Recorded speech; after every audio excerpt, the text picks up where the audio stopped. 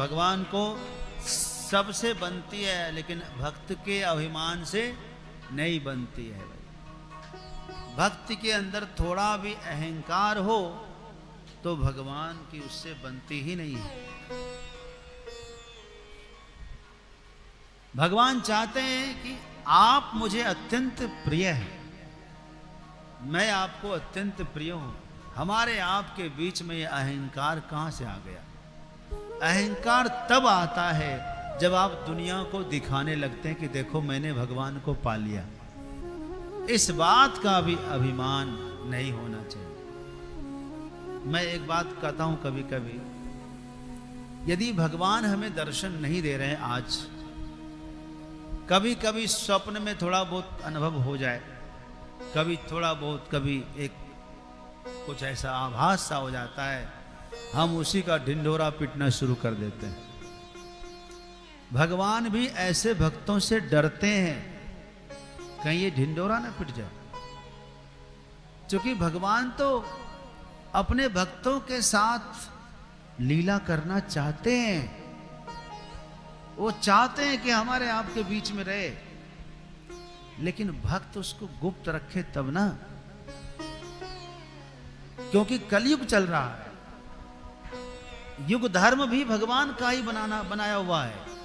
युग धर्म के विपरीत भगवान काम कभी नहीं करते।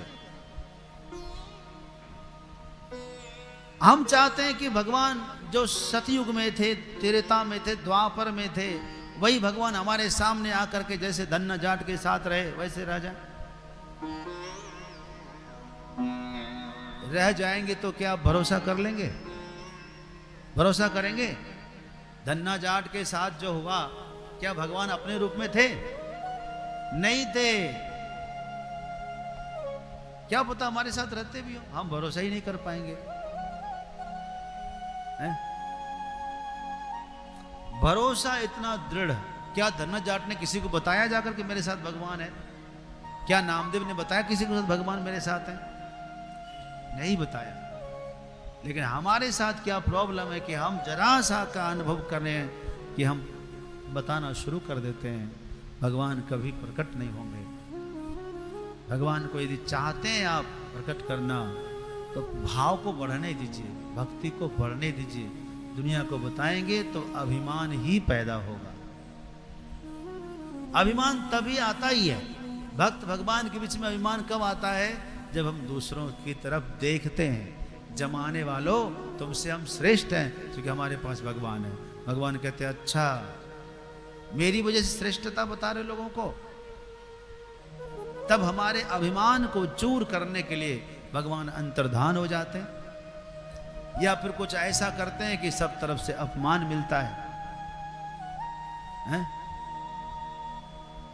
तो हमें बड़ा लगता है हमारे पास तो कुछ नहीं है, चला जाता है। तो कमी है। कमी कहां है कि हम इस चीज को गुप्त रखने की कसम खा लें। सौगंध है।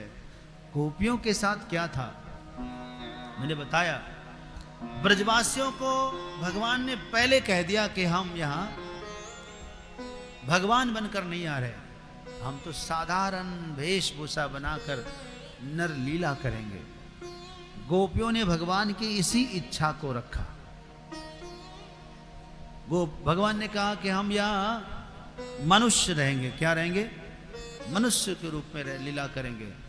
हम मनुष्य हैं, हम भगवान नहीं है। तो गोपियों ने कहा आप गुप्त रहना चाहते हैं, ठीक है, हम आपको और गुप्त करेंगे। आप मनुष्य नहीं है, चोर हैं। क्या है आप कपटी हैं, आप छली हैं। क्यों कहा ऐसा?